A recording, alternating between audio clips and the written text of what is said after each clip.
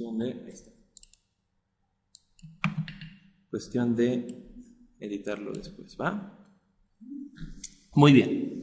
Entonces, bueno, para tomar más o menos, bueno, ya entrar un poco más en esta cuestión de la materia en sí, bueno, estamos viendo, ¿sabes? Se supone que es ilustración digital, ¿no?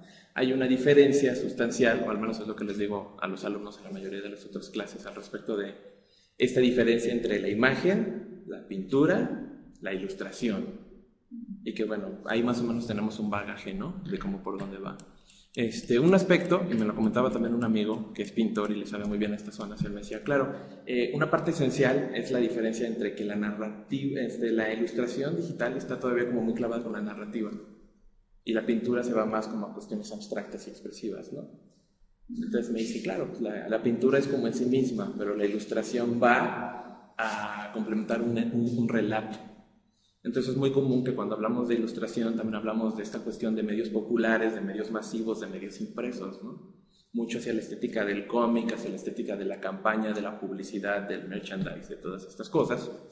Y bueno, al menos en mi caso particular, un poco lo que quiero mostrarles aquí en estos ejemplos de la clase, pues sí, a pesar de la formación de artista visual, pues uno también carga con otros bagajes, ¿no? Yo cargo con este bagaje de que vi mucha televisión en los 90 y que también pues, soy muy fanático de los medios populares, ¿no? O sea, también consumo muchos cómics y muchas de estas cosas, ¿no? Lo que habíamos platicado, pues, hasta los videojuegos.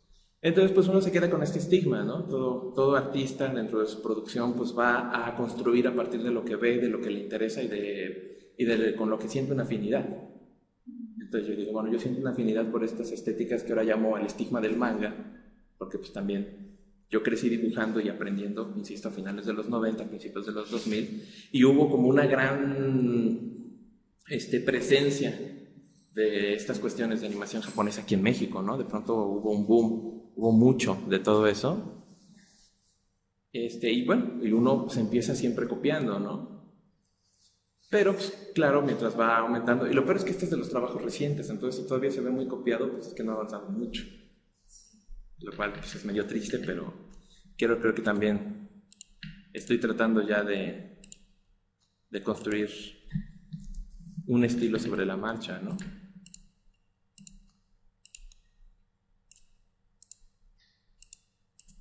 Fuera. Vamos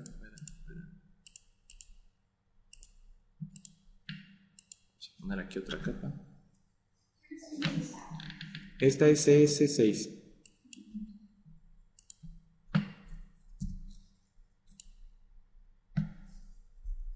Bien.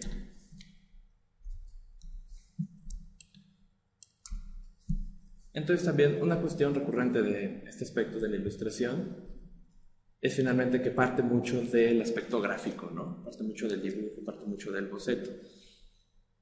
Esto pues obviamente lo vamos a resolver mejor pues si ya tenemos un bagaje choncho respecto de estas cuestiones de dibujo, anatomía, proporción, perspectiva, o sea, ya son clases digamos que muy aparte, ¿no? Tienen que ver con otras cuestiones distintas. Entonces una vez que ya tienes más o menos eso solucionado, pues ya puedes solucionar estas otras cuestiones del dibujo, la ilustración.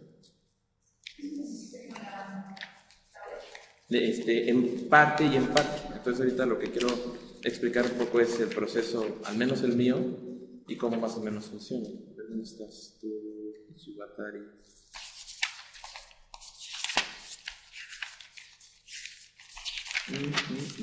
No.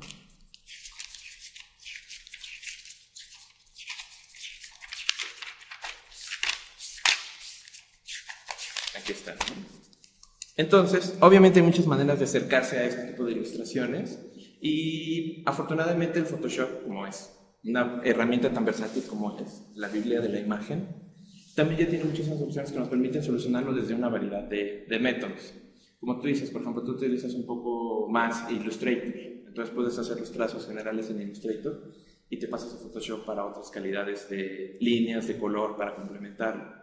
Otra es claro que existen las tabletas digitales, no tanto la tableta como un iPad, sino precisamente estos pads que son como estos mouse súper sensibles, básicamente los de Wacom, esencialmente son como la única gran marca, en la que ya puedes dibujar directamente. Entonces ya tienes esta cuestión en la que tú dibujas directamente dentro del programa y vas creando tu composición.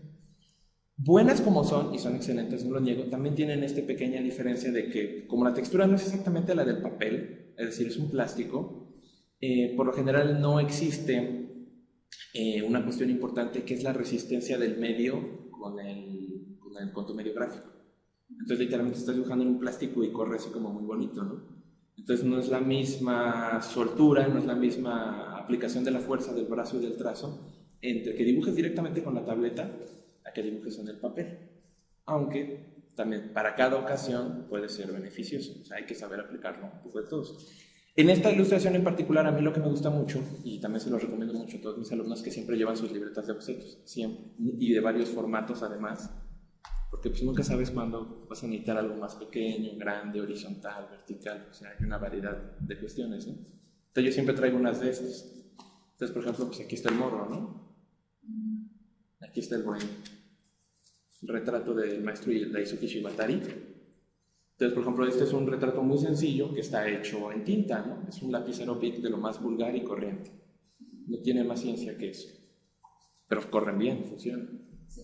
Entonces, por ejemplo, también otra herramienta muy importante y que siento que lamentablemente ha caído un poco en desuso son los escáneres. Entonces, hoy todo el mundo cuando quiere mandar un documento les toma fotos. Y no es lo ideal, el escáner es una plancha. Existe una presión entre el medio, el vidrio, la cámara, entonces la resolución es óptima. Y quieras o no, si estás tomando una fotografía, pues el papel está arrugado, no vas a tener, vas a mover un poco la cámara, entonces el ángulo se va a deformar un poco. Quieras o no, hay aire entre tu cámara y tu lente en lo que vas a fotografiar, entonces quieras o no se ensucia el lente. Hay muchos factores que yo siento que le perjudican. Entonces también como una herramienta esencial, si consigas un escáner, e insisto, ya tampoco están tan caros, aunque ahorita todos los venden como multifuncional, pero si pueden es bien útil, o sea, tener un escáner, la verdad. Y además te escanean a resoluciones inimaginables, ¿no? Hasta casi 3000 dpi, que ya es una cuestión obscena, pero estás listo para cualquier situación. Y yo creo que eso es muy importante cuando ya estás haciendo estas cuestiones a nivel profesional, ¿no? Como somos artistas, o sea, que lo lleves al siguiente punto y no digas, es que yo trabajo hasta aquí, ¿no? Sí, me voy para allá. Entonces, en este caso, este dibujo está escaneado. Está escaneado, me parece que a 1200 dpi, más o menos. Y lo que yo hago aquí es que, por ejemplo, tengo este layer, lo más importante del Photoshop, creo que ya lo has usado, pero así a grandes rasgos, algo muy importante del Photoshop es entender que funciona precisamente por capas. El Photoshop no es un lienzo en el sentido tradicional de que es un medio donde echas todo en el mismo lugar. Yo siempre he hecho esta analogía de que es como una mesa sobre la que vas poniendo acetatos. Entonces cada acetato que aquí se ven son pues nuevamente estos layers, ¿cómo sabemos? Al menos yo siempre se los pongo este es el menú definitivo que siempre tiene que tener a la mano. Incluso el Navigator yo creo que se puede prescindir. El History yo creo que se puede prescindir, pero algo muy importante es que tienes tus herramientas contextuales, tu medio, aquí tu obra que estás trabajando, tu dibujo, y layers. Eso es bien importante, ¿no? Entonces, bueno, en este caso, aquí en particular yo tengo este layer, que es mi dibujo escaneado. Como ven, pues es un dibujo en blanco y negro, ¿no? No tiene mayor ciencia que eso. De hecho, no tiene tampoco el contraste muy arreglado, ¿no? Incluso aquí se ve incluso un poco la calidad de que antes de la tinta tenía un boceto en lápiz.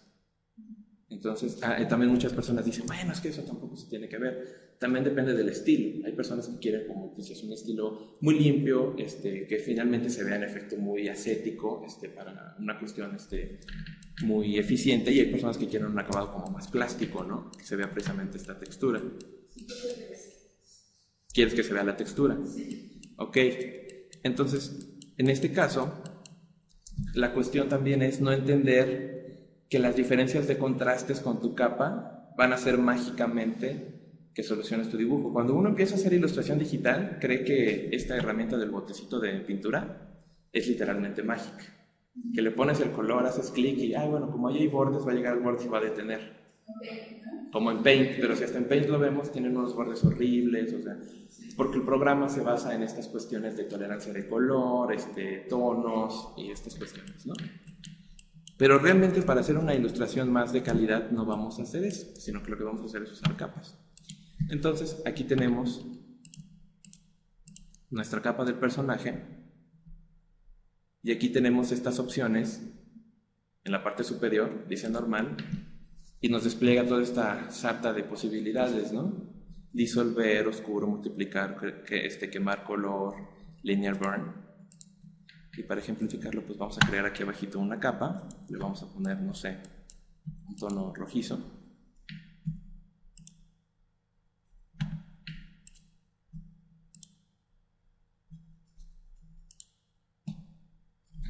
Menos.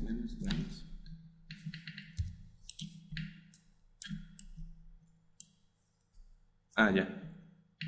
Lo que pasa es que está en el otro tono, ¿va? Ahí está.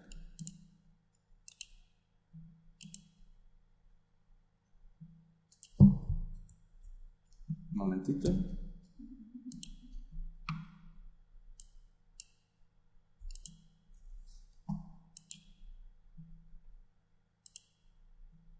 Ahí está, ¿no?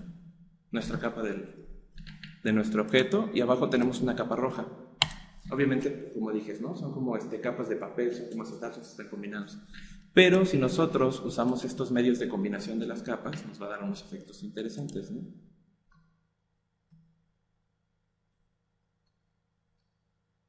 Como precisamente preservar los puntos oscuros o los puntos claros, de nuestro scan y combinarlos con los tonos inferiores de nuestro dibujo, ¿no?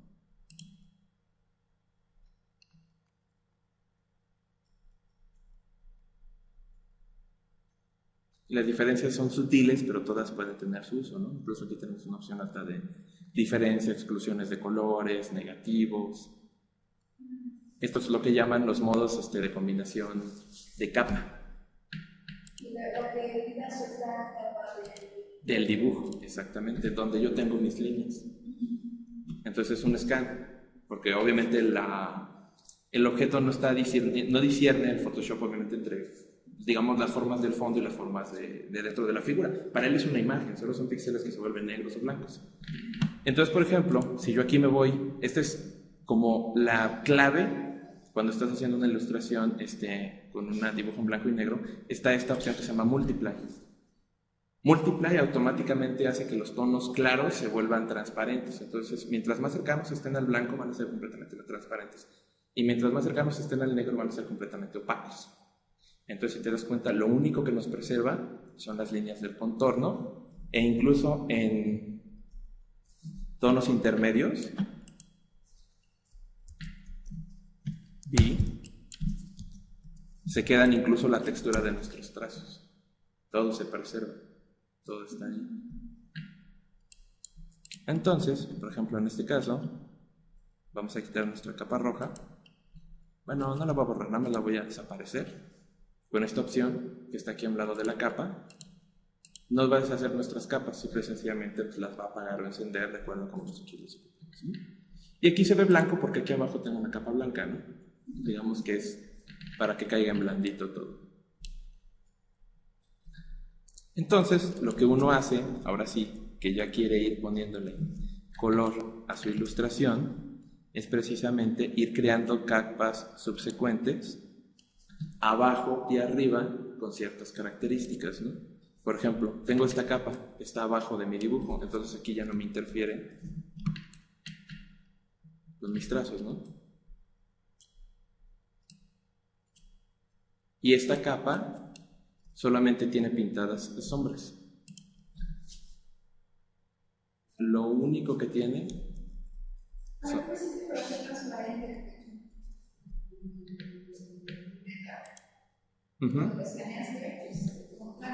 Exacto.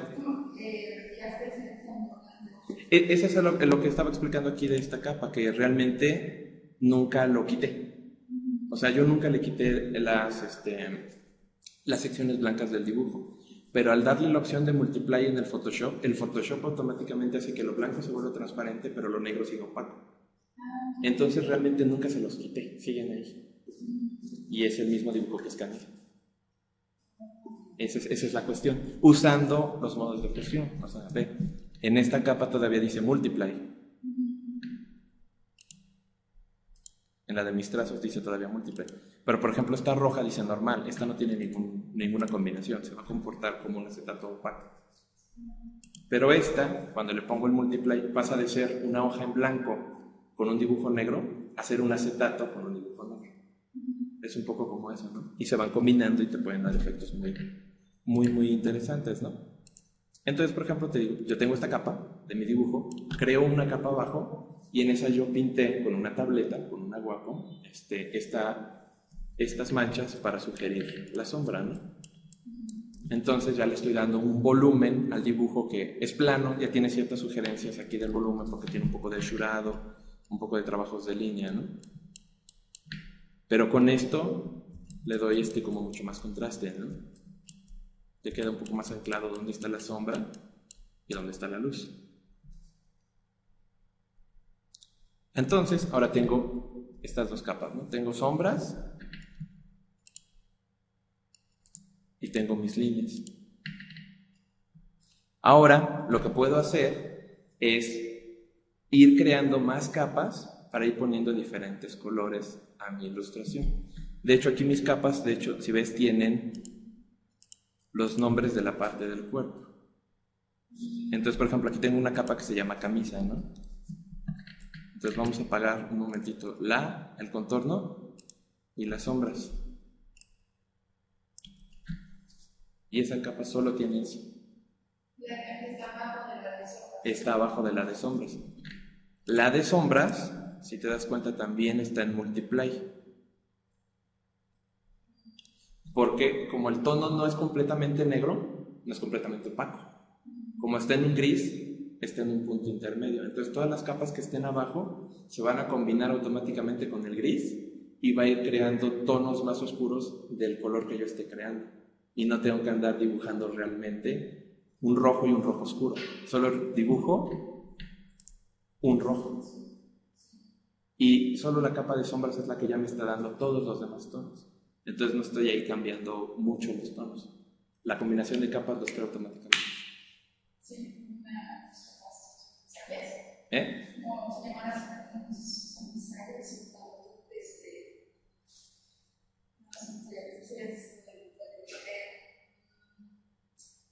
Oscureces con negros, ¿no? Desde usar diferentes tonos. Veladuras. Bueno, en pinturas es como veladuras, ¿no? Exactamente. Vas poniendo, tienes una base de colores general y en efecto luego pones unas capas, precisamente de negro, de otro tono oscuro, muy aguados, ¿no?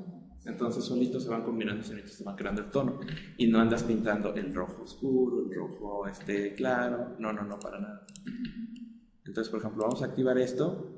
Tengo activado aquí camisa y se ve ahora se ve un poco más como una ilustración como de cómic, ¿no? Porque los colores son planos. Ahorita están planos. Por ejemplo, aquí tengo la chamarra, no sé para qué hice la capa, porque era blanca, entonces no tiene sentido que esté aquí. Pero por ejemplo, el cabello es negro. El cabello es una capa, ¿no? Que tiene ahí unas texturillas porque está pintado a mano y es blanco, ¿no? Digo, es negro.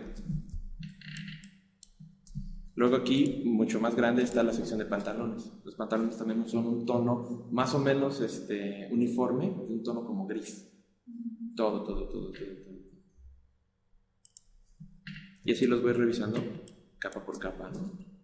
Por ejemplo, ahí tenemos la guitarra es un poco de gris y un poco de rojo. Tiene su propia capa, ¿no? Por aquí debe de estar piel. Ahorita vemos esto. Luz, shadow, chamarra. Ya, aquí está. Ya. Vamos a quitar este layer. Entonces, por ejemplo, aquí yo lo que hice fue, ya cambié todo el tono del fondo Ya no es blanco, ya es este tono, ahora sí como piel, como un tono ocre. Y ahora sí, la capa de chamarra tiene sentido. Ahora ya es una capa blanca que está abajo. Entonces ya tenemos aquí una variedad de tonos, ¿no? El fondo ya me está dando automáticamente el tono de la piel y un poco el ambiente para que no resuene mucho, ¿no? Aquí, según yo, también me faltan... Ah, es que los zapatos se fueron con la sombra. Pero entonces ya tenemos varias capas, ¿no? Tenemos la chamarra, tenemos la guitarra, tenemos la camisa, tenemos los pantalones y tenemos el cabello. Y el fondo en general está haciendo la piel. Entonces ahora sí, si encendemos solo la capa de shadow, esta sola me está haciendo todos estos tonos, ¿no? Entonces me está creando, ¿dónde está el picker? Aquí está el picker. Me está creando este tono, me está creando este tono, me está creando este tono rojo, un gris intermedio, y yo no tengo que andarme moviendo tanto tono por tono. Solo creo una capa de negros que los va a generar a todos, ¿no?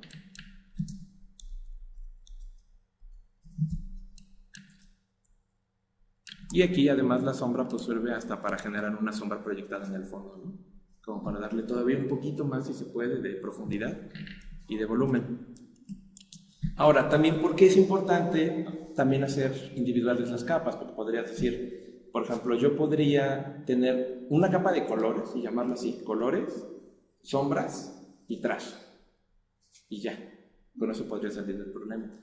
Pero lo bueno es que, de nuevo, también Photoshop tiene muchas opciones secundarias para poder trabajar con los contenidos de la capa y hacer efectos muy interesantes. Entonces, por ejemplo, vamos al ejemplo claro de la chamarra, es blanca.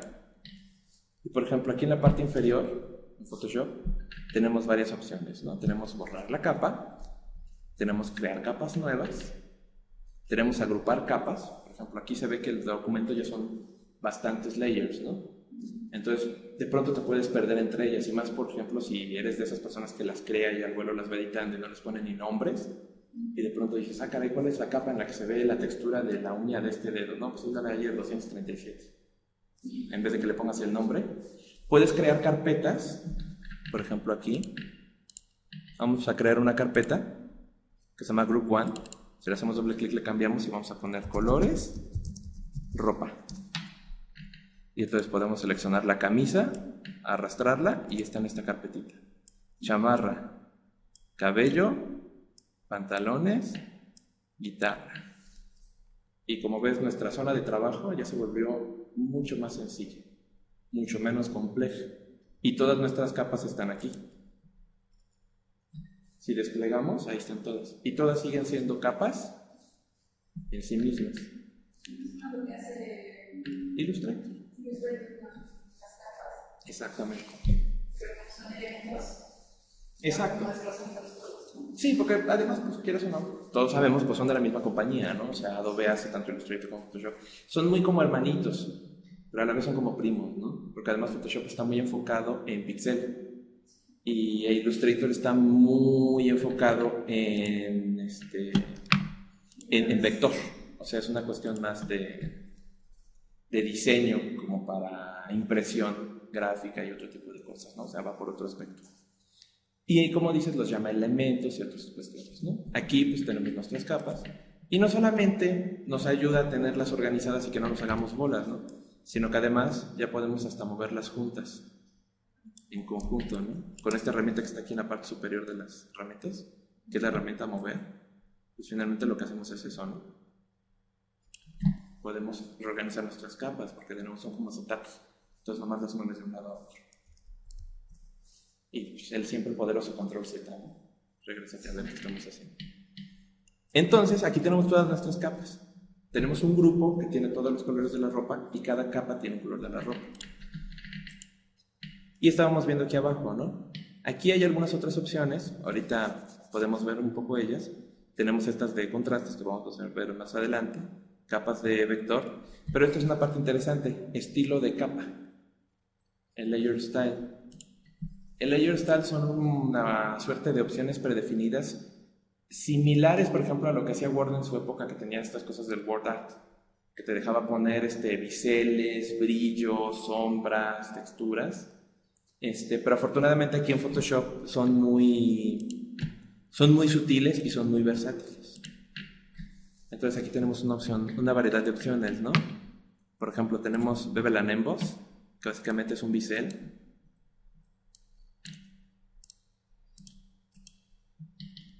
Size, vamos a aumentar el size. Que por ejemplo aquí ya se ve. Vamos a hacer. Estamos pasando chiquita. Si te das cuenta, podemos hacer un efecto precisamente de un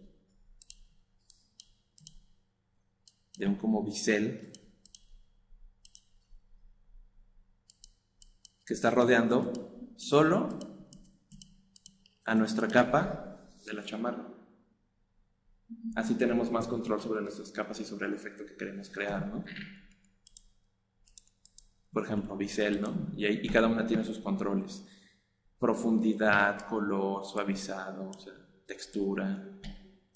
Por eso digo, son versátiles y son muy amplias, ¿no? Stroke, por ejemplo, que lo que hace es que crea un contorno alrededor de la capa. Entonces de pronto también.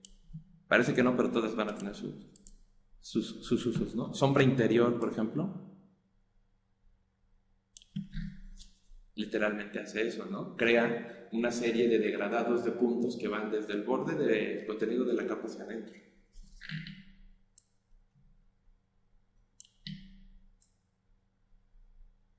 Y ayudan mucho precisamente para generar esos efectos de una sombra encima, fuera. Lo mismo, por ejemplo, Inner Glow, lo que te crea es un brillo, ¿no? Aquí ya se ve, tiene como un contraste amarillo, ¿no? No se ve mucho ahí, lamentablemente. Vamos a cambiarlo, no sé, a rojo, algo que se vea como mucho más evidente. Y solo está alterando nuestra capa seleccionada. De nuevo, por eso es importante tenerlas como elementos separados, porque así cada una le podemos cambiar de todo y no tenemos que volver a empezar desde cero. O sea, finalmente esto es para ser más eficiente nuestro trabajo, ¿no? Tener bien estructurado nuestra área. Satín pone una capa general de un tono, sobre todo, no tiene mucho uso. Esta es particularmente interesante, sobreponer color. Literalmente lo que hace es que llena todo el contenido de la capa con un color nuevo. Entonces, por ejemplo, la chamarra era blanca. Entonces, por ejemplo, si yo quiero volver o cambiar el color para lo que tú quieras, por ejemplo, puedes hacer un solo individuo, pero tienes que hacer una campaña en la que van a salir muchas veces estas personas. No tienes que andar dibujando cada personaje. Haces uno, empiezas a cambiar los colores, ahí medio moverle, y ya es otro personaje, ¿no? O sea, literalmente es como jugar con el guardarropa. Entonces aquí, de pronto le puedo poner, ya es lila, o es azul, verde, amarillo, anaranjado.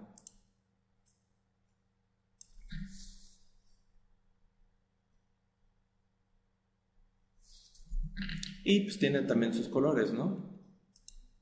También es susceptible de los modos de combinación de tonos, igual que las capas. También cada uno de estos modos de fusión, todos pueden tener también su modo de combinación de capas, ¿no? O sea, insisto, es muy, muy versátil. Y también puedes definir la opacidad, ¿no? Obviamente en un valor de 0 a 100. Entonces, como nuestra capa inferior es blanca, tenemos 0, se va a ver blanca, pero si tenemos un valor de 25, bueno, en este caso de 50, pues se crea como color melón, medio extraño. Si lo metamos más, pues nos vamos a este acá.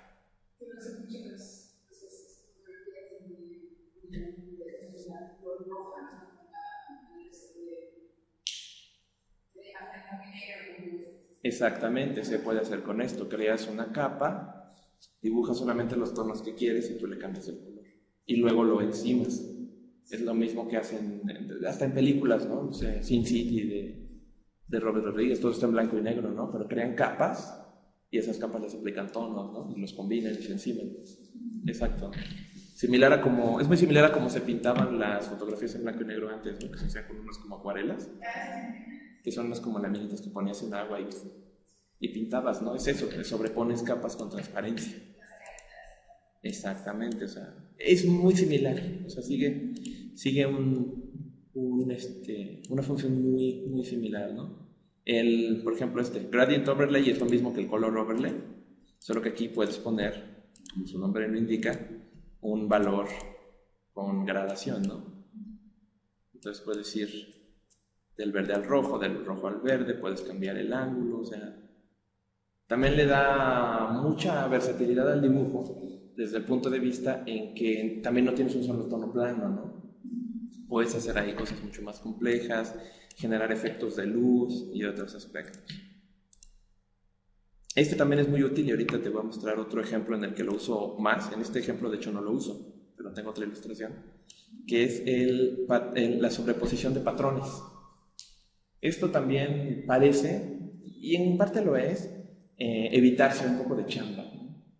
Porque, por ejemplo, tienes una fotografía o tienes una ilustración y por alguna razón quieres algo muy específico dentro de una zona, ¿no? Que dices, bueno, yo quiero que tenga, en efecto, un patrón, ¿no? Tengo una tela, tengo un tapiz, quiero que esa parte se vea que es un tapiz con unos grabados increíbles en la seda o algo por el estilo. Buscas un patrón en internet o le tomas una foto, lo metes al Photoshop y puedes definirlo como patrón. Entonces, por ejemplo, aquí parece que tiene una chamarra con un estampado como de burbujitas, ¿no? Es uno que trae por default que está medio feo, pero trae otros, ¿no? Entonces trae para que se vea que es medio hippie, o estos que son como de papel, ¿no? Y también puedes alterar las dimensiones del patrón, la posición del patrón y la opacidad del patrón, ¿no? Y todos estos efectos se pueden combinar entre sí. Entonces, por ejemplo, si yo me voy aquí a Color Overlay, por ejemplo, aquí le estoy poniendo un 50% de rojo, pero también tiene el patrón de arco iris, ¿no? Entonces ya vas combinándolos y vas haciendo efectos mucho más complejos. Y pues todos también los puedes apagar desde aquí o dejárselos activados. Y aquí en tu capa de Photoshop, como puedes ver, te generó estas como subcapas por debajo de tu capa y dice, estos son los efectos que ahorita tiene esta imagen. No se aplican y se quedan así para siempre. Todavía son totalmente editables. Entonces, incluso con que tú le des aquí un clic en el ojito, igual que cualquier otra capa, los puedes desactivar. Por si no estás seguro o los quieres mover o quieres hacerle algún pequeño arreglo, o incluso hasta individualmente se pueden apagar y encender, ¿no? Entonces es súper versátil y por eso, insisto, es muy práctico trabajar los diferentes elementos que componen la ilustración como capas separadas, para que tengas un control total y completo de todos los elementos que la componen, ¿no? Por ejemplo, aquí hay un ejemplo interesante. Yo quería que este morro se viera así muy intenso, acá con su guitarra. Entonces, por ejemplo, dibujé esta capa, así está aquí arriba, que se llama Power, muy sutil. Esta va por encima de las líneas hasta del contorno. Estas van por encima. Y si te das cuenta, solo son unas líneas blancas, ¿no? Es así como un rayito, como una electricidad que lo envuelve, ¿no? Y baja hasta el cable. Se va para acá.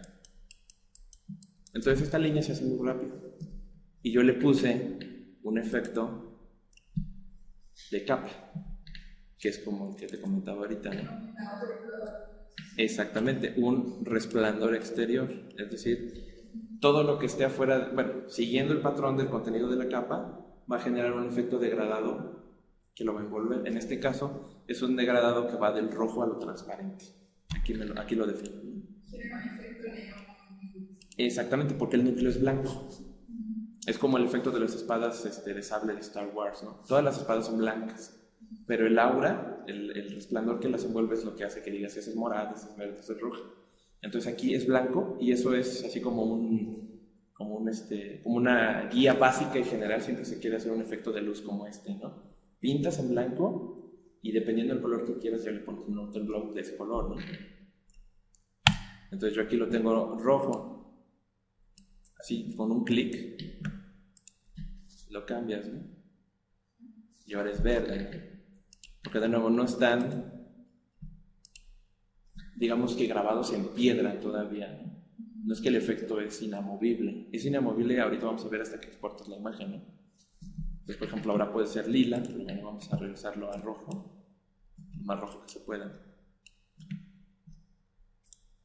Y entonces yo creo este efecto, insisto que a mí me parece como mucho más convincente, y la verdad pues no tuve que andar dibujando primero con un aerógrafo suavecito y luego ponerle un núcleo blanco, ¿no? Solo hice una línea y le puse un interlor. Entonces, si sabes utilizar estas cuestiones de la combinación de capas y los efectos de fusión, puedes hacer efectos muy buenos y muy rápido. No necesitas mucho más. Déjame ver, aquí tengo este otro lo estoy haciendo. Solo que sí también viene en resolución, no inventes.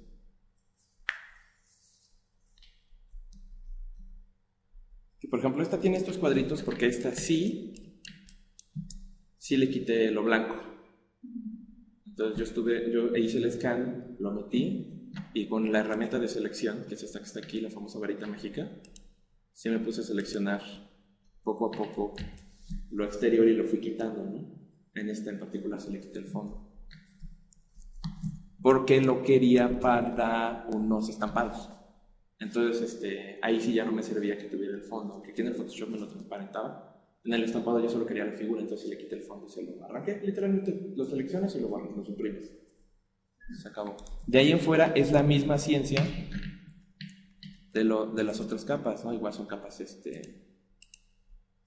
con transparencia, hay una capa de contornos, hay una capa de sombras, esta es la capa de sombras, es lo mismo.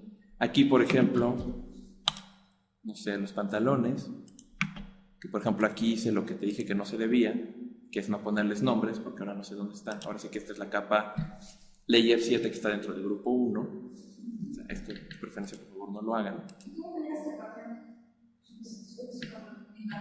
Exacto.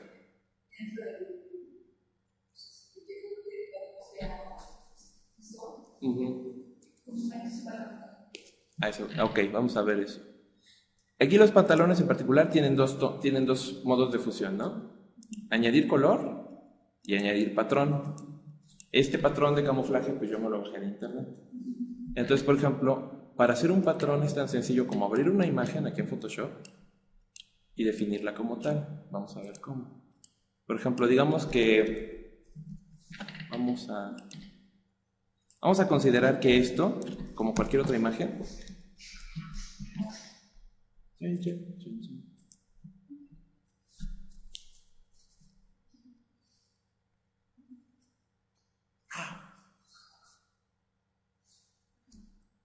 por ejemplo, aquí hice un corte y tengo esta imagen, ¿no? Digamos que quiero esto como un patrón estampado. Entonces, me puedo ir aquí a los archivos, al menú superior.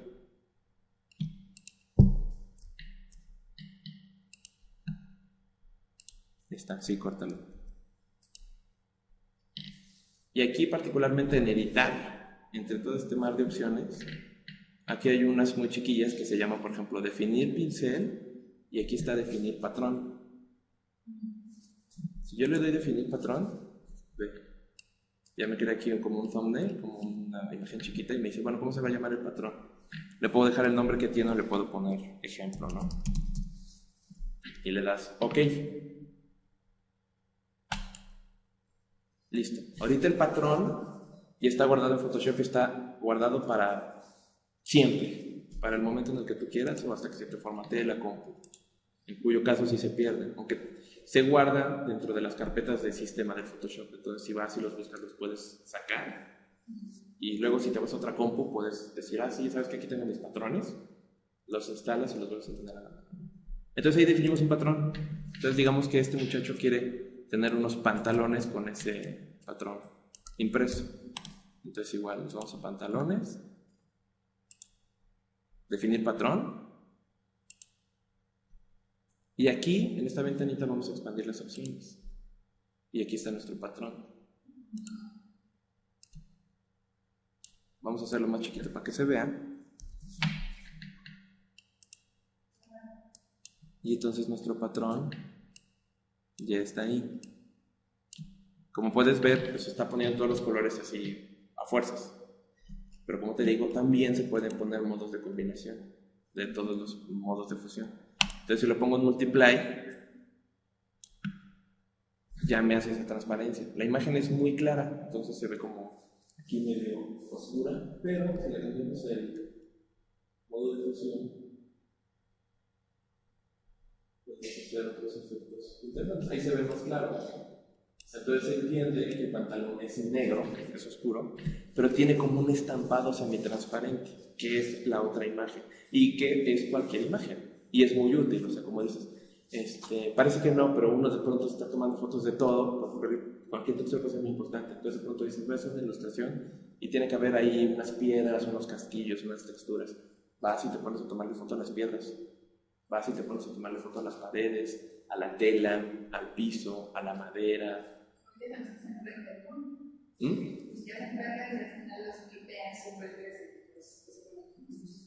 Exactamente, ¿no? Porque son patrones definidos que se repiten como un mosaico. Entonces aquí lo pones y se repite ad infinitum, ¿no? Entonces puedes hacer una increíble colección de patrones y los puedes utilizar con una variedad de fines tremenda, ¿no? Aquí como ya me salí del menú, por eso al moverlo me mueve toda la capa, pero si me vuelvo a meter en el menú y arrastro, me mueve el patrón, por si quieres que esté en otro lugar específico, ¿no? Y entonces pues ya se volvió como muy hipster el mono, ¿no? Porque ahora ya tiene estos pantalones estampados. Así defines un patrón. ¿Dónde está? Aquí está chamaquear. Me voy a regresar. Y aquí, por ejemplo, sus mangas también tienen otro patrón, ¿no? Que también me robé de otro lado. Bueno, internet. Aquí no me lo está dando porque no está en esta computadora. Pero como yo lo traigo, en la aplicación ahorita se lo quedó dentro de mi archivo, ¿no? Pero todo esto es lo mismo, ¿no? Esto es una capa de color. Esto es una capa de color. Esta, ¿qué capa es? Porque también es... Ah, son los ojos. Y aquí tiene otras capas, ¿no? Entonces, como cualquier composición visual en ese sentido, tú entenderás también con la formación plástica en este sentido, pues vas a estar experimentando mucho con todas las opciones, ¿no? Entonces yo aquí tengo mi capa de sombras, pero aquí tengo una capa como de colores, ¿no? Porque te das cuenta, esta lo que hace es que aparte de las sombras que hay, le pone otros efectos, ¿no? Entonces puedes hacer combinaciones con capas con colores y jugar con las composiciones y ver qué te dan, ¿no? Aquí, por ejemplo, regresando de nuevo a este muchacho, por ejemplo, aquí tengo otra capa encima que solo tiene luces, ¿no? Entonces, por ejemplo, el cabello ya tiene ahí como unos efectos. O, por ejemplo, quiero que tenga aparte como un poco de resplandor. Este poco de guitarra, ¿no? Sí se ve bien, ¿no? Dentro de lo que cabe. Entonces, por ejemplo, esta capa, lo único que tiene es esto, ¿no? Es como una manchita muy desenfocada, pero si te das cuenta está en un modo de fusión que se llama Lighten. Entonces eso hace que la fusión con las capas inferiores sea un poco más orgánica y que en efecto parezca el resplandor de una luz.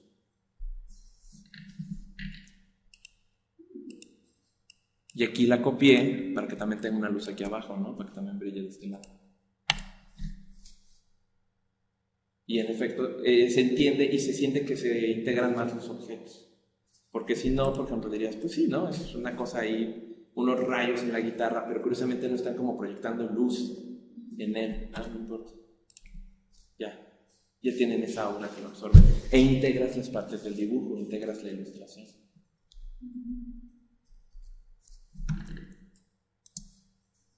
Exacto, ¿no? Entonces, medio manejas eso y ya no hay mucho más problema, ¿no? Y por aquí todavía hay un par de opciones muy sencillas, muy generales. O sea, Photoshop es una herramienta poderosa y es una herramienta muy, muy, muy versátil, pero siento que realmente entenderle lo básico para hacer trabajos de calidad es relativamente sencillo. O O sea, yo ahorita veo esto y digo, bueno, con esto más o menos te solucionas. Todavía hay otras opciones avanzadas, pero se ven con calma, ¿no? Por ejemplo, aquí volví a copiar la capa de contorno. Entonces al ponerle y ponerle encima, pues le da un efecto, lo contrasta mucho, ¿no? A mí en lo particular ya no me gustó, entonces aunque dejé la capa, siempre la tengo apagada, ¿no? Pero está ahí por cualquier emergencia. Aquí, por ejemplo, tenemos en la parte baja nuevamente, por ejemplo, esta opción que dice crear capa de ajustes. Y estas también son bien importantes, porque nos dan opciones a controlar toda la imagen en conjunto. ¿Por qué? Porque como lo estamos manejando por capas, cada capa se maneja individual. Entonces, si quieres cambiarle, por ejemplo, el contraste, la saturación, el brillo a una capa o al todo, hay que hacerlo capa por capa. Y eso puede ser una lat y puede tomarte mucho tiempo.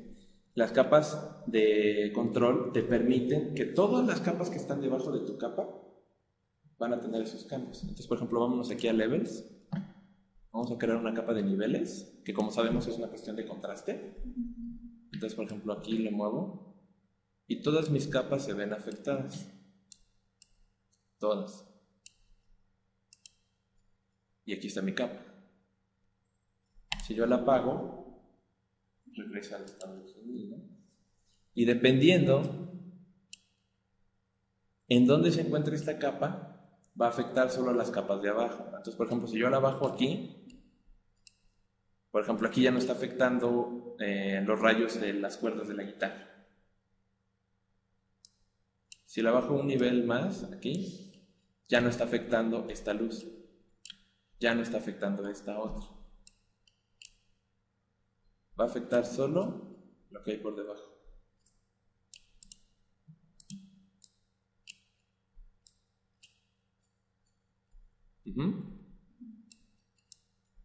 Entonces, en ese sentido, insisto, son súper prácticas estas capas, ¿no? Y las hay, pues obviamente, de una variedad de opciones. Esto era niveles, pero por ejemplo podemos usar tono y saturación, que esto también es bien importante, ¿no? Que te cambia precisamente la saturación de los colores, ¿no? Entonces se convierten en otros colores. Y puedes, obviamente, también seleccionar el canal que quieras, ¿no? Entonces dices, ¿sabes qué? Yo nada más quiero cambiar los colores rojos. Aquí, no quiero cambiar todos los tonos, ¿ven? Vamos a cambiar solo los canales rojos. Y no me estoy regresando a la capa de playera y ponerle una capa de fusión y cambiarle el overlay para que ya no sea roja, sino que sea azul. No me estoy regresando al canal de la luz para decirle, oye, vas a ser azul. Y no me estoy regresando a las lucecitas estas que estamos envolviendo para cambiarles el color y decirle, oye, ahora tienes que ser azul. No, estoy creando una sola capa. Y esa capa automáticamente le digo, me cambias lo rojo. El Photoshop ya tiene también una cierta programación para entender qué es lo rojo. Y si no, pues aquí también abajo la puedes mover un poco y ajustarlo a lo que tú consideres que es necesario.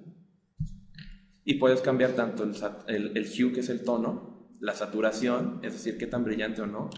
Entonces, si lo pongo así, se vuelve muy poco saturado. Entonces ya se ve como entre frío o como un smog ahí que lo envuelve, ¿no? Y el brillo, ¿no?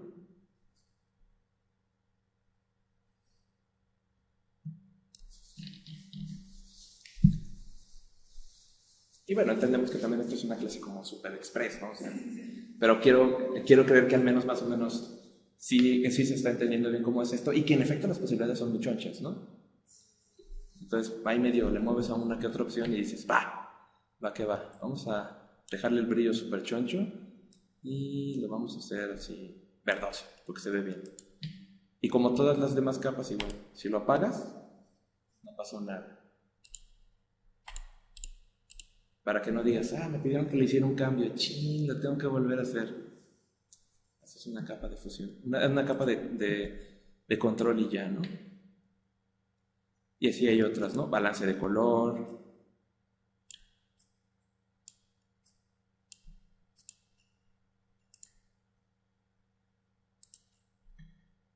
Blanco y negro, así de golpe. Si lo que quieres es que todo se vaya a blanco y negro, igual lo puedes hacer y puedes ir alterando también canal por canal.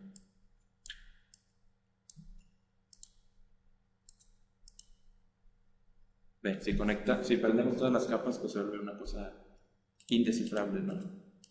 Y todas apagadas, pues está bien. Y nuestra ilustración sigue ahí abajo, ¿no?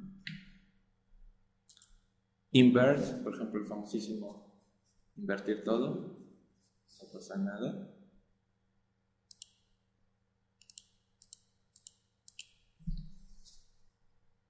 Entonces sí puedes llegar a unos niveles incomprensibles de las posibilidades en las que puedes transformar tu imagen, ¿no? Sí, hasta el hartazgo. Y esta última parte, yo creo muy importante, es, por ejemplo, si te das cuenta, estas ventanitas de control, vamos a aprender Hue Saturation, creo que este va a ser un buen ejemplo. Si te das cuenta, todas tienen el iconito de lo que son, o sea, ve, balance de color tiene una balancita, ¿no? Qué lindos. Invertir, pues tiene una imagen que demuestra cómo cambian de un tono a otro, ¿no? Black and White, pues tiene una imagen contrastada, ¿no? O sea, te dicen, yo soy esta capa. Pero, a un lado tienen este recuadro blanco. Este recuadro blanco son lo que se llaman máscaras de vectores en Photoshop.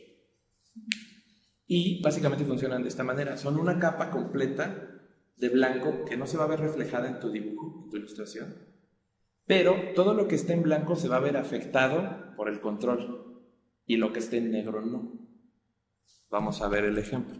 Esto está en blanco, ¿no? El cuadrito se ve en blanco. Si yo lo lleno de color negro,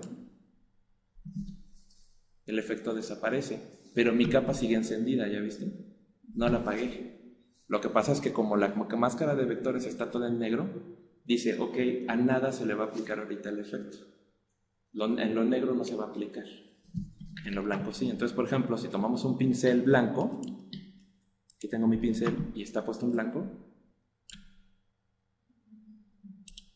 exacto. Yo estoy dibujando en la capa, de hecho si ves aquí se ve la imagen chiquita, ¿viste?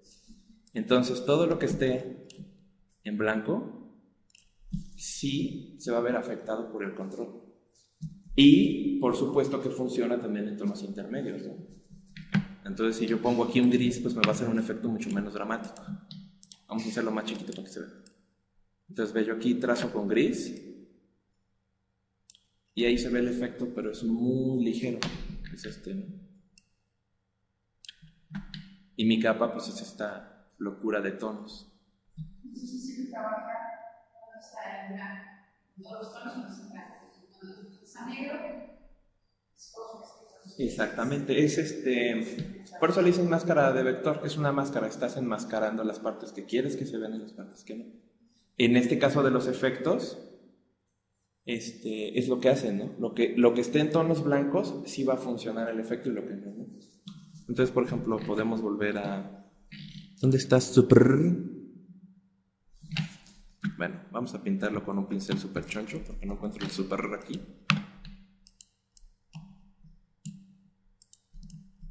Ahí está de nuevo todo en negro, ¿no? Y quiero que paulatinamente se vaya haciendo verde para acá, ¿no?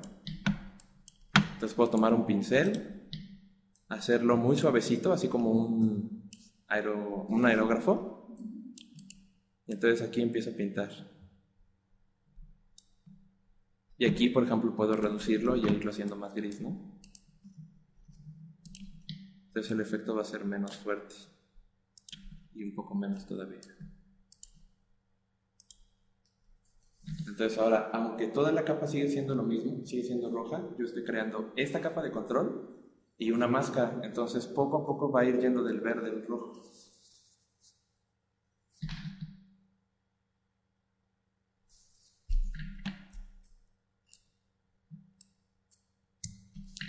Y de nuevo aquí se ve en la miniatura de nuestra capa.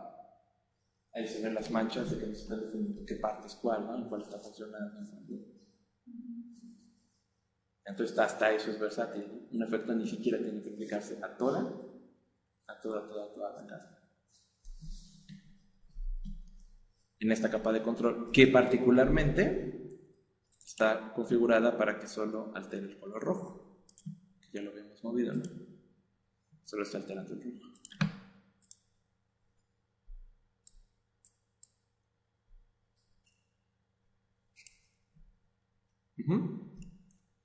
Y las capas de capas de máscaras vectoriales no son forzosamente solamente para las capas de control. Cualquier capa puede tener su máscara de vectores. Entonces, por ejemplo, vamos a nuestra capa de contorno, de trazos. Es esta, ¿no? El layer 0. Aquí, entre el icono de capa de control y el de modos de estilo de capa, le pusimos el Outer Glow y todas esas opciones. Aquí en medio dice añadir máscara, capa de máscara. Y ya nos crea una máscara. Entonces igual podemos tener nuestro pincel en negro y hacer que ciertos pedazos de nuestra máscara, de nuestra capa desaparezcan, aunque en realidad no están desapareciendo, solamente los estamos volviendo invisibles porque estamos trazando la máscara. Esto es particular e increíblemente útil cuando en efecto queremos hacer trabajos finos, también mucho por ejemplo de fotografía, ¿no? Que es quítame a fulanita porque me cae gorda, ¿no? Entonces estás borrando, pero por ejemplo si tienes la herramienta de borrar, borras y se fue para siempre, ¿no? Te tienes que regresar con el control Z para ir viendo y que el corte sea suave y que se vea realista. Con la máscara de vectores está más papa, porque creas una máscara y nada más la estás pintando con negro para que desaparezca. Si te pasaste, nada más te cambias a blanco y le vuelves a pintar y va a volver a aparecer. Entonces es como un borrador plus. Entonces incluso mucha gente, hasta he leído en foros, quieren que quiten el borrador de Photoshop, ¿no? Y dicen, es que realmente la herramienta ya quedó obsoleta. La máscara vectorial es una mejor opción, es mucho más versátil, y te ayuda para muchas cuestiones a futuro, ¿no? Entonces es un gran uso, ¿no? Entonces, por ejemplo, aquí tengo mi capa y aunque me guste digo, ay, pero sabes que yo no quiero todo este texto, ¿no? La verdad yo quiero que lo que luzca es este morro. Entonces, aquí en mi capa la pongo a pintar con negro.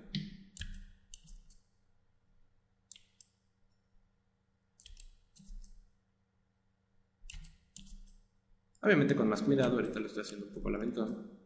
Es como un programa de cocina. Y ya. Se fue, ¿no?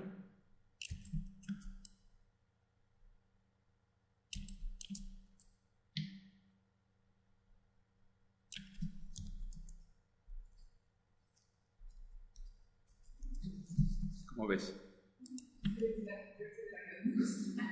Está... Sí, es increíblemente útil, la verdad, sí. La máscara de vectores es tremenda. Y ya, si en algún momento te da el deseo de que regresen, pues le pintas con blanco. Igual no pasa nada. Y digamos que entonces ya tienes aquí tu super ultra mega archivo lleno de capas. Como sabes, el Photoshop, así como el Illustrator, que tiene sus archivos AI, ¿sí? Estos tienen los PSD. Y el PSD no es un formato realmente como que para impresión y mucho menos para que subas una imagen en internet, mucho menos. El PSD es tu archivo de trabajo, es tu machote, es básicamente tu mesa. Entonces los salvas y van a ser archivos grandes. Este archivo pesa creo como 15 megas o 20. Para hoy en día, también ya no es la gran cosa, pero aún así no es un archivo que envíes, por ejemplo, como adjunto tan fácil, ¿no? Oye, pesa 20 megas, ¿no? Pásamelo de uno, por el ejemplo estilo. Entonces, este archivo, como te das cuenta, pues todo se va a quedar ahí. Cuando lo salves, lo vas a guardar y yo aquí tengo mi archivo. Y aquí tengo, ¿no? Ishiwatari 002 pesa 47.9 megas. O sea, está grande. Y este es mi archivo de Photoshop que yo ocupo, en el que yo le puedo mover lo que yo quiera, en el que yo le puedo cambiar el contraste, el color de la ropa, el color de la luz, los efectos, ponerle estampas, yo puedo hacerlo todo ahí. Ese es mi archivo general, es si nos vamos a estas ondas acerca del concepto del original y la copia, este es el original, esta es la obra auténtica. Pero aquí, por ejemplo, tengo un JPG, que es ya mi archivo exportado. Tiene las mismas dimensiones, pero solo pesa 655 kilobytes. Porque es un archivo que ya está aplanado, ya no tiene capas. Entonces, digamos, tú ya tienes aquí tu archivo increíble, ¿no? Y dices, ya, acabé. Pero bueno, vamos a hacerle un cambio significativo para Para que se vea la diferencia, vamos a enviar esto.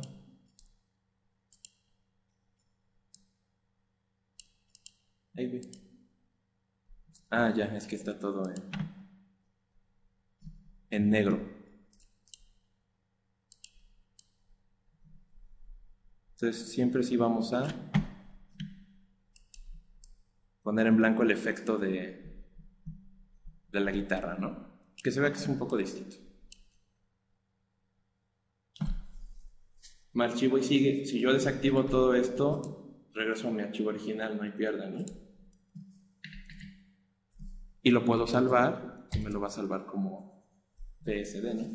Aquí me está diciendo, salvando el archivo 18, 27, 28, porque es un archivo chocho, ¿no? Sí, es un archivo choncho. 53, 55. Se tarda en guardarlo y aparte que me lo está poniendo en una memoria externa, ¿no? Y digo, ok, ya, esa es la ilustración como ahora yo la quiero, porque ahora lo quería como lila, ya no lo quería rojo. Entonces ya le das aquí la opción de salvar, muchacho. 92, 93, 94, 95, 96, 97, 98, 99, ya. Como todos los otros programas que hay, tienen la opción de salvar como. Entonces ahora sí ya te vas a Save As y aquí te va a dar un montón de opciones, ¿no? Cuando un archivo tiene capas, por default te va a decir que lo guardes en PSD, pero digamos que tú ya quieres el JPG para mandarlo por internet y aparte pues se lo vas a mandar a un cliente o a alguien que no tiene Photoshop porque no le hace eso, él nada más te pide una imagen. Entonces pues aquí lo despliegas y pues tiene todos los archivos habidos y para ver de imagen. O sea, también en Photoshop para eso se pinta solo. Entonces aquí está JPG. Y ya le digo, ok, esta imagen se va a llamar Ichiwatari clase JPG. Y lo va a guardar ahí mismo en mi disco externo de ilustraciones.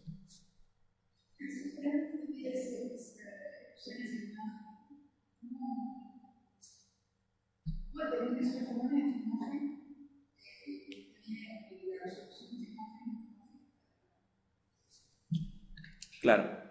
Bueno, ahorita lo salvé solamente cambiando la JPG, no le cambié resolución ni nada. Entonces sigue siendo un archivo relativamente grande, sigue siendo como de 1200 por 3000 y cacho, ¿no? Y aquí me va a pedir la calidad de compresión, porque ya sabes que el JPG es un archivo de compresión. Por lo general son 1000 delgaditos, entonces le puedes dar desde 12, que me dice que pesaría como 3 megas, o le puedes bajar y decirle, no, calidad media, y va a pesar 800K, ¿no? Pero vamos a decirle que en un 9. Salvando. Pero ya lo salvo más rápido, porque ya me aplanó todas las capas. Ese archivo ya no se puede editar. Pero, por ejemplo, también te lo piden en una resolución específica, como dices. Entonces, lo que puedes hacer es irte aquí a tu menú superior y en imagen hay unas opciones que dicen tamaño del lienzo y tamaño de la imagen. El tamaño de la imagen te va a dar todos los datos de la misma, ¿no? Y te va a decir, ok, es un archivo de 2441 por 4095 píxeles a 72 dpi. Aquí te está dando los datos, o sea, es un archivo choncho. Y aquí tiene algunas opciones, ¿no? Escalar estilos, limitar proporciones. Entonces tú aquí ya le puedes reducir la proporción, ¿no? Entonces, no sé, vamos a decir que no lo queremos de 2441 de ancho, lo queremos de 1000. Automáticamente me lo escala aquí y me dice, ok, el equivalente sería que la altura fuera 1678. Le das ok.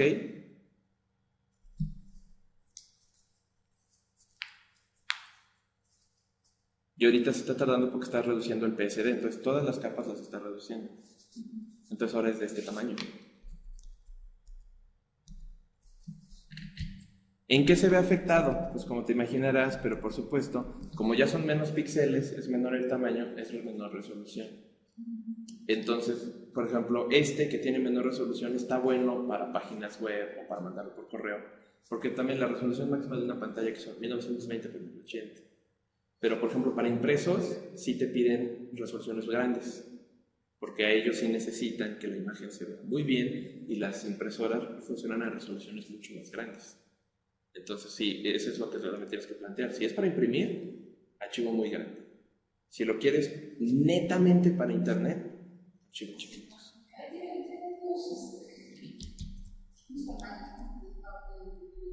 ¿Photoshop? Sí. Voy.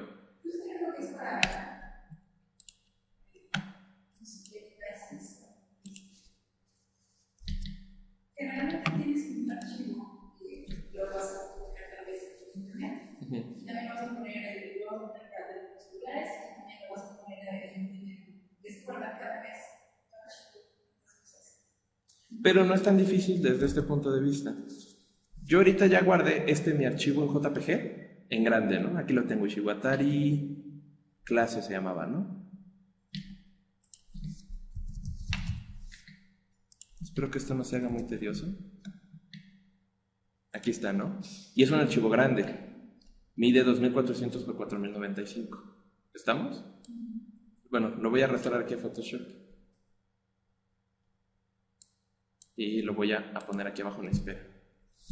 En efecto, si le das aquí en Photoshop, como la mayoría de los programas, control nuevo, ya va a abrir tus opciones. Y aquí tiene muchos presets. Esto es exactamente lo que me estás diciendo. Entonces aquí te dice, ok, imagen default de Photoshop es esta. Papel estadounidense. Hay carta, legal, tabloide, que básicamente es doble carta y oficio. Y si te das cuenta, hasta te lo da en pulgadas, no en píxeles. Y te lo da 300 dpi, que quiere decir que está en resolución para impresión. Si nos vamos a papel internacional, te da más medidas. Te da A4, A6, A5, A3, o sea, un montón de formatos legales que hay en todo el mundo, ¿no? Foto, también, como sabemos, está el 4x6, 5x7, son pulgadas. Ya viene preestablecido. Y aquí está lo que dices, ¿no? Web, mobile devices, film y video. Entonces, por ejemplo, web pues, te va a dar las resoluciones que ha habido desde hace años, ¿no? Cuando empezamos a usar computadoras, casi todas ocupaban 800, 600. Por ahí va la cosa. Y ya te dice, bueno, 1024, 1152, 1280, 1600. Por ejemplo, si quieres una imagen para un wallpaper, ¿no? Esto es lo esencial. Digamos que tienes un amigo que tiene una compu viejita, ¿no? 800, 600. Entonces puedo crear un archivo de 800 por 600. Ahí está. Y aquí abajito todavía tenemos nuestro otro archivo de Ishiwatari, ¿no? Ah, está acá. Con la herramienta de mover, yo puedo literalmente arrastrar el objeto hacia otro espacio. Entonces, como obviamente no machan, si te das cuenta la imagen es muy grande. Pero con un comandito que es transformar, que es control T, yo puedo escalar el dibujo, acomodarlo, incluso rotarlo.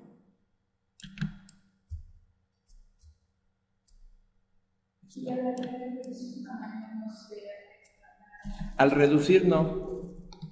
Cuando reduces una imagen, realmente no se afecta la resolución, en el sentido de que no pierde calidad en relación a la otra, pero donde sí se pierde es cuando lo haces más grande.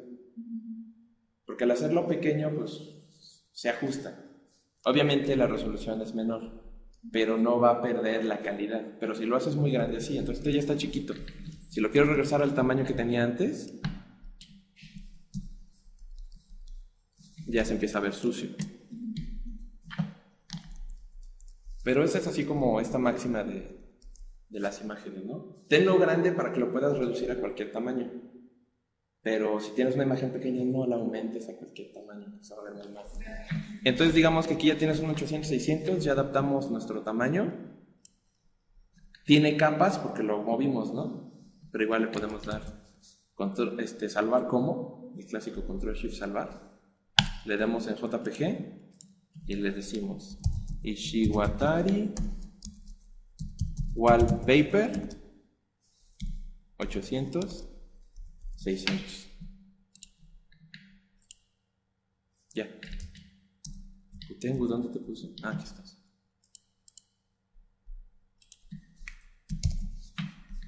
Entonces, ve, aquí ya tenemos el JPG que hicimos, que está a tamaño, no inventes, y está el wallpaper chiquito, que pesa 150K. Son archivos distintos, pero que tienen como base el mismo archivo grande de Photoshop, que tú ya alteras y lo pones donde tú quieras, ¿no? Entonces, exacto, o sea, sí estoy de acuerdo que pues, a cada uno le tienes que andar creando, ¿no? Pero también si te das cuenta, pues hay que adaptar la imagen, porque no tiene la misma, no solo resolución, sino proporción, ¿no? No es lo mismo tener, por ejemplo, una imagen que quieras que se vea en un dispositivo como estos, que son esencialmente verticales, a tener uno que quieras que se vea en una pantalla de monitor que son horizontales. Entonces ya es una cuestión de composición y los haces. Por eso cuando te vas, bueno, ahora ya no es tan común, ¿no? Pero antes, no sé, te ibas al sitio web de una película y te decían, baja los wallpapers para tu compu. Entonces los archivos son individuales, ¿no? Y hay muchos que dicen, si tu compu es una Mac tal, aquí esta es la resolución. Si tu compu es esta, es esta. Si tu teléfono es un Nokia, la resolución es tal. Si tu teléfono es un iPhone, la resolución es tal. Y necesitas ir teniendo el dibujo o la ilustración específica para cada formato. Sí, me encanta mandar archivos para hacer una función. Me vas a mandar muchos, si quieres, no sé cómo algo está. O hacer, exacto, la práctica, en mi opinión, mejor es, pues ni modo, hazle al cliente todos los que quiere. Entonces le dices, a ver, también, ¿cuál va a ser tu objetivo? No, pues lo queremos para todos los dispositivos habidos y por haber. Bueno, mira, aquí están, estos son los para iPhone, estos son para esto, estos son para esto, estos son para esto, estos son para que los imprimas, o sea, súper enormes, estos son para que los imprimas, estos son para que los pongas en tu sitio web, estos son para los dispositivos móviles, estos son para impresiones, serigrafía, o sea, todo se puede. Y todo viene de que le decimos el machote, ¿no? El grande, el archivo PSD, donde puedes hacer todos los cambios. No va a faltar quien te diga, no me gusta ese lila, lo quiero verde. Sí. Ahí está. Lo hiciste bien fácil, ¿no? Cóbrame menos. No. Aprendí cómo hacerlo rápido y por eso te cobro más. Porque te soluciono el trabajo así. Exacto, ¿no? Entonces, todas estas, pues obviamente son, a ver, no sé, Mazingael, no, eso está muy bueno. Nix, eso le hizo una amiga, pero no le gustó mucho. Un póster de un curso allá en el Real, ¿no? Entonces te das cuenta, es algo similar, ¿no? Son trazos. Aquí son máscaras de vectores. Hice todos los colores y luego puse una máscara para que no se viera todo, ¿no? Porque la idea era como ejemplificar aquí en el póster el proceso, ¿no? Y esta, por ejemplo, está en tamaño no inventes, que fue allá en el Reino, porque se imprimió, choncho, imprimía.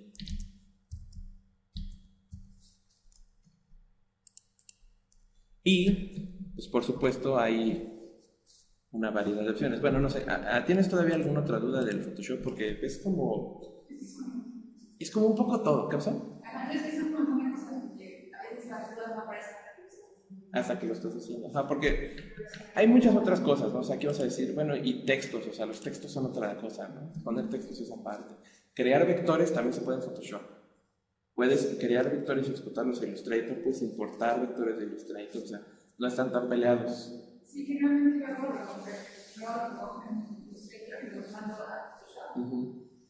Normalmente no uso texto en Photoshop, sino el texto lo que estoy grabando. Exacto.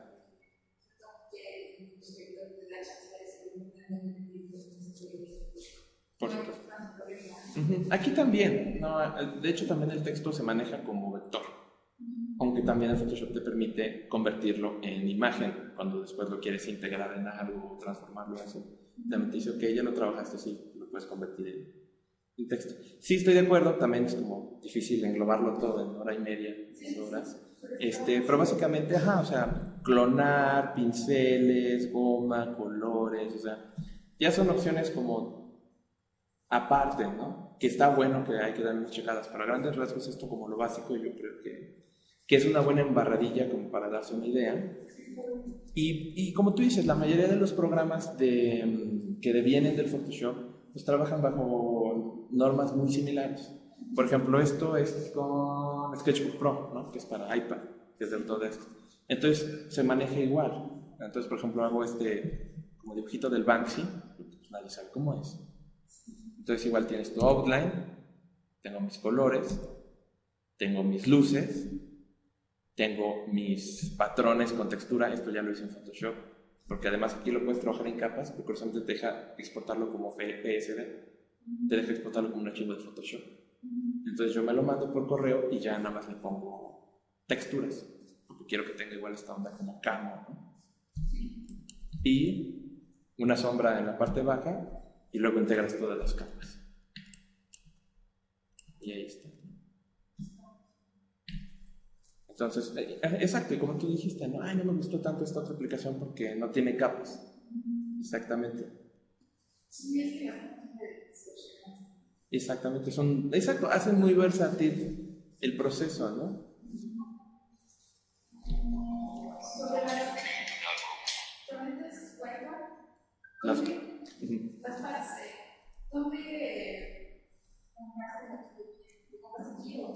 Yo tengo una, ya mía ya es algo viejita. Yo compré una Wacom bambú. La compré en Best Buy allá en México hace como 5 años. Y hasta la fecha sigue muy bien y me salió barato, me costó como 1,000 pesos. Las bambú todavía se producen y todavía funcionan, pero ahorita por el mismo precio te puedes comprar una Intuos y salen muy buenos, igual cuestan como 1,100, 1,200 pesos. ¿Cómo me dices que se llama? Intuos. Intuos, Wacom, Intuos.